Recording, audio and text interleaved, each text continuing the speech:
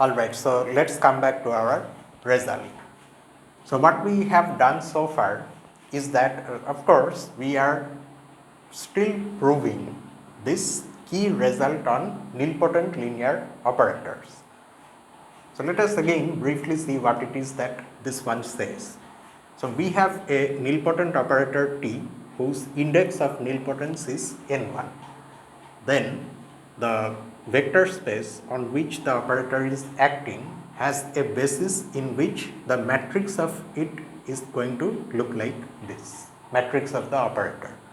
This is a block diagonal matrix where we already know what these blocks are, and these ni's are positive integers. N1 of course is the index, and then the other positive integers appear in this decreasing order, such that their sum is the dimension of the vector space V. Now, what did we basically do in the proof of this? We have only done a part of the proof, but what did we do there? How did we start the proof, and where are we right now? In the proof, we made use of the fact that n1 is the index of nilpotence, and because of that, the previous lower power of t is not the zero operator, and that is why we are able to find a non-zero vector in V such that on that vector, if we apply this power of t, that's not equal to the zero vector. And then what we did, then we considered this set of vectors.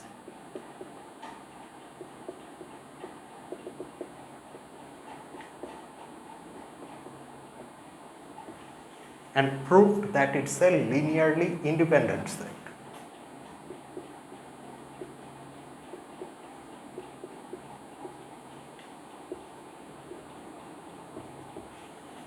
And then what we did, we considered the subspace V1 of V spanned by this linearly independent set. Alright, and then what we did, we showed that this V1 actually is invariant under T, so that if you restrict the operator T to V1, it maps V1 into V1 itself, so that the restriction itself becomes an operator on V1, and the matrix of this restriction with respect to this basis is actually the first diagonal block Mn1. And after reaching this stage, I mentioned that there is a lemma that comes after this, which states that the original vector space V1 can be written as a direct sum of this, the vector space V can be written as a direct sum of V1 and some other subspace W of V. But I forgot that before this lemma, there is another lemma. So today we are going to see that lemma, and that lemma is about vectors in this subspace V1. So let us see what this lemma states. Say you have a vector u in V1, and it's a vector such that if you apply this power of t, where the exponent is n1 minus k, then you get the zero vector, where k is a positive integer less than or equal to n1. If all these things are true, then that vector u can be expressed like this. It is the t to the power k image of some other vector u naught, again coming from V1. So let us now see how to prove this. Actually, these are some of the parts in which the original proof of the main theorem has been divided. You may or may not hear some firecrackers in the background. Okay, I'm sorry about that. I cannot do anything about it. It just doesn't stop. So let's start the proof of this lemma.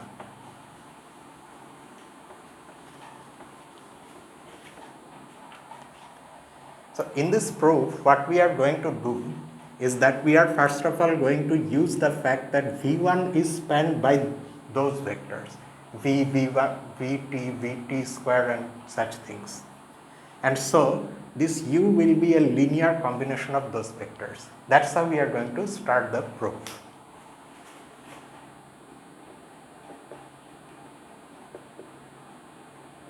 Since U belongs to V1, we have U equal to alpha 1 V plus alpha 2 Vt plus alpha 3 Vt square plus, because we are going to encounter this k before reaching n1, so let's write a term for that. Alpha k, what is the pattern in which the exponents of t are appearing? They are 1 less than the suffix of these alphas. Here you have 2, 1, 3, 2.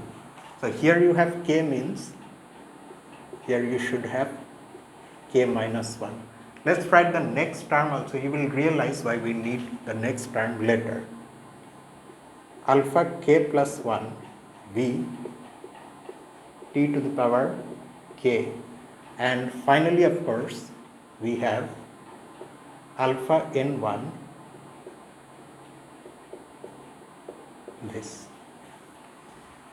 Now it may look somewhat not exactly confusing, but it may suddenly confuse you when you see different types of mathematical objects. Now we may forget about the distinction between them.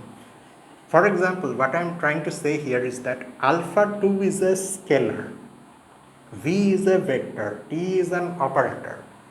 So this term has the interpretation that it is the product of the vector Vt by the scalar alpha 2. In order to make this distinction more prominent, if you want, you can use parentheses like this. Then it will become, it will look better, and there will be less chance of misinterpreting these things. In the first term, we don't need anything because we only have a scalar and a vector. Okay. So this is our U. Now next we are going to use this fact. If you apply the operator t to the power n1 minus k on U, you get 0. So with this form of U, now we are going to do that. That is, apply this operator on U. Now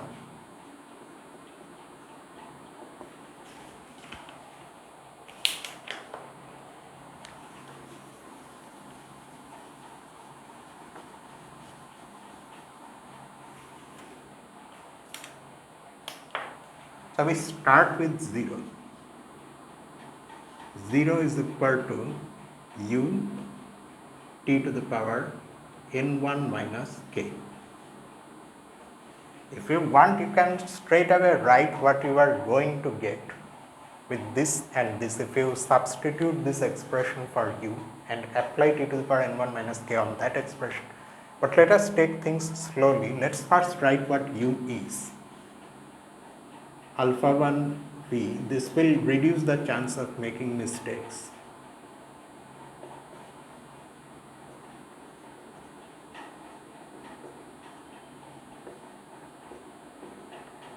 Plus alpha k v t to the power k minus 1 plus alpha k plus 1 v t to the power k plus this, and on this entire thing we apply t to the power n1 minus k. Okay, and now we can use the fact that we are applying a linear transformation. So it will basically be applied on every vector. and the form of the linear combination will stay the same. That is, we have alpha 1 and then on V we are going to apply this n1 minus k plus alpha 2 Vt to the power, so the exponent will increase by 1, and here again there is something which is often overlooked. You see, the thing is that actually what are we doing? We have this, no?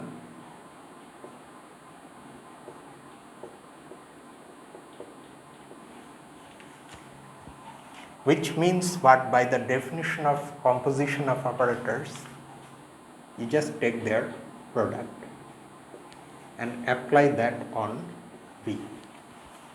Now here you then next kind of just simply add 1 to the exponent, but what goes on behind that? Actually, there is a rule of exponents, just like the one you have in group theory. Here also there is one, but there is a thing that you should remember.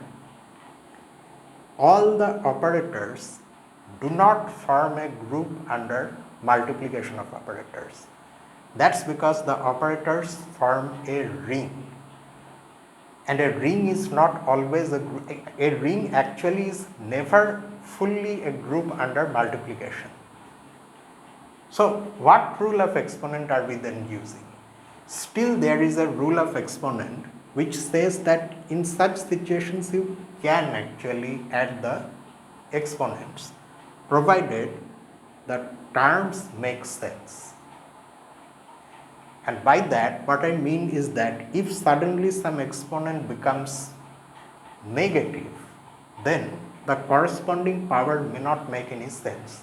That's because the original term whose power you are taking may not have a multiplicative inverse because it's not a group.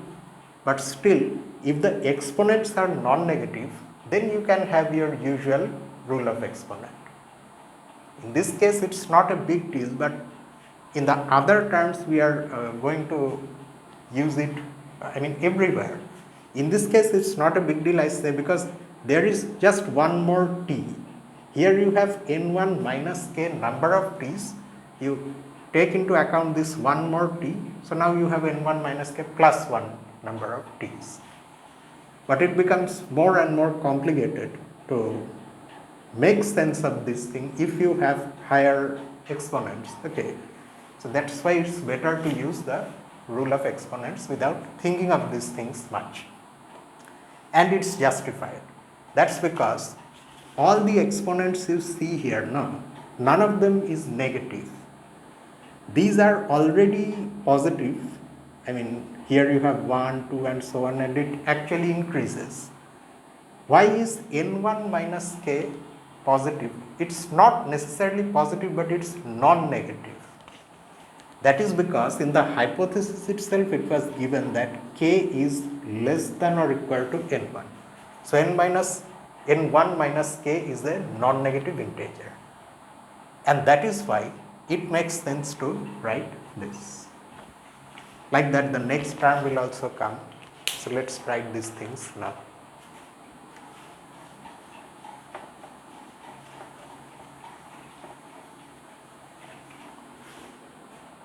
And the next term is as applying on this. You just not have to think that much. You just increase this by 1. So here in place of 1 you will have 2 plus alpha 3v n1 minus k plus 2, and like that it goes. When we reach this term, k and minus k cancel out, and we have n1 minus 1.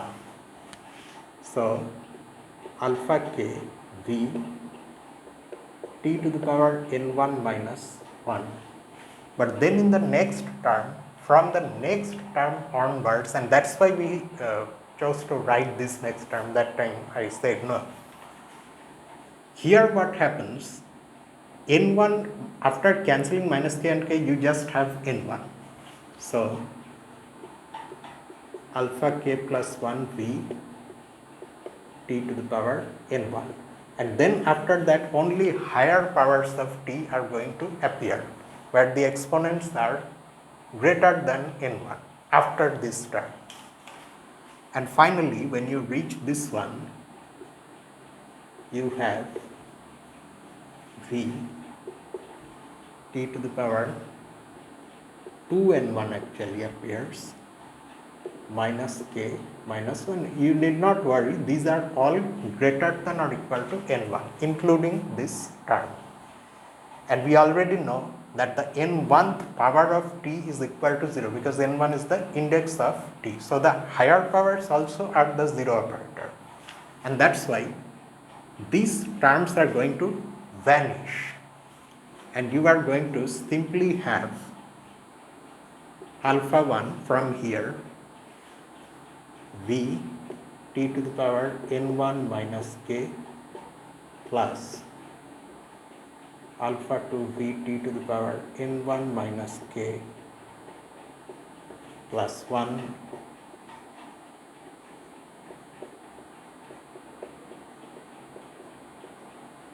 plus 2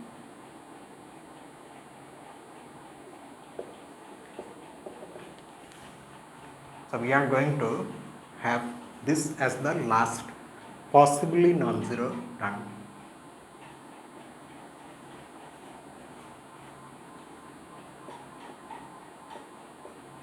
Minus 1. All right. Okay. So now you note that all these vectors that you see, this is after all a linear combination of some vectors, right? Where these, the quantities within the parentheses are the vectors. These vectors actually are coming from that basis, v, vt, vt square. From that basis, these vectors are coming. So these vectors form a subset of that basis. And a basis is linearly independent. And any subset of a linearly independent set is itself linearly independent. So next we write, since these vectors are linearly independent and what is their linear combination? 0. And that's why these scalars are going to be 0 now.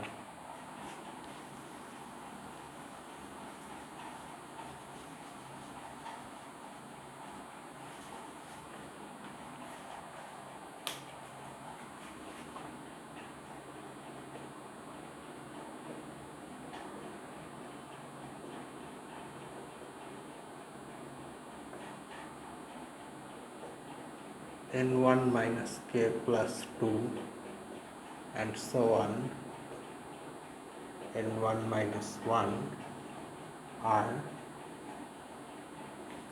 linearly independent.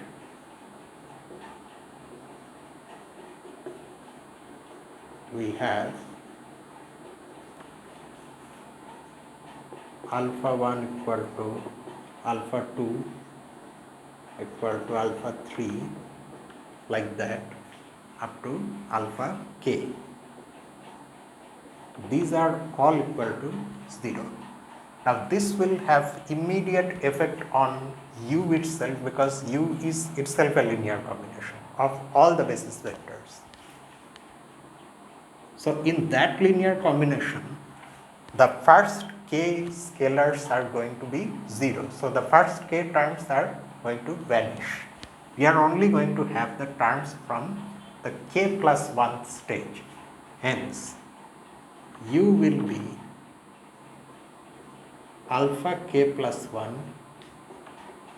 vt to the power k. You remember the pattern. You have the exponent 1 less than the suffix of alpha. Plus after this, of course, alpha k plus 2 and those things will come. There is no need to write them though. And finally we have this.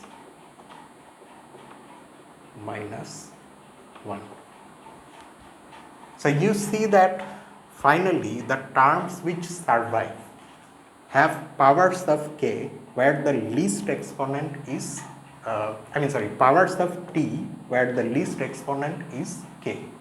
That means from all of them you can take t to the power k as a common term and take it outside. Again, using everything that we are dealing with linear operators. And so without further ado, we can write the final step.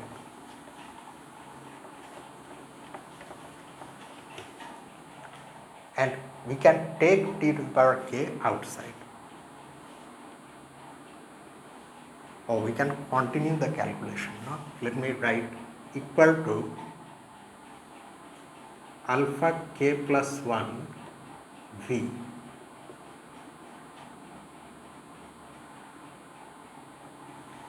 would have been better if we wrote one more term. No? It looks a little odd. That is, here say you have plus, and after that here you have alpha k plus 1 v t to the power k, and then plus like that. So that, no, this is not, oh, I foolishly again wrote the same thing, k plus 2, and here you will have k plus 1. So the next one is alpha k plus 2 v t. Yes, because you are taking t to the power k outside, so 1 t remains,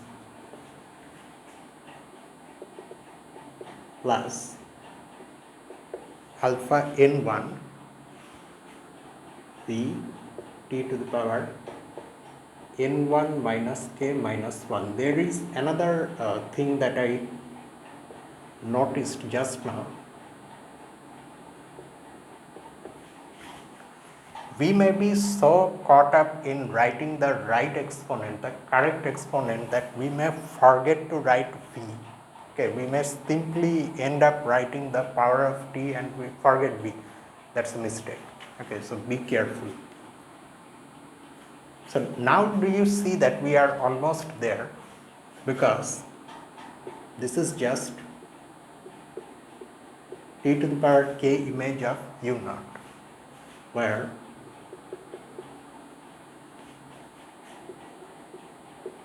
u naught is that vector.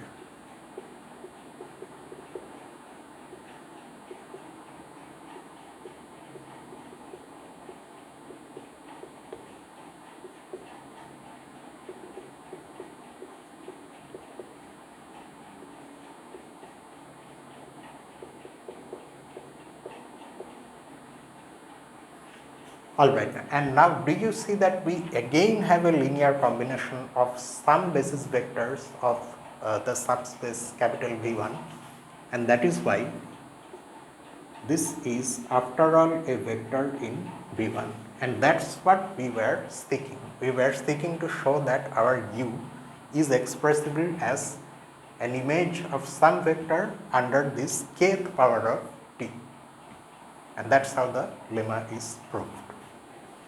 After this lemma only we have that lemma which tells us that there exists a subspace W of V such that V can be written as a direct sum of V1 and W. That we will see in the, its proof we are going to see in the next video.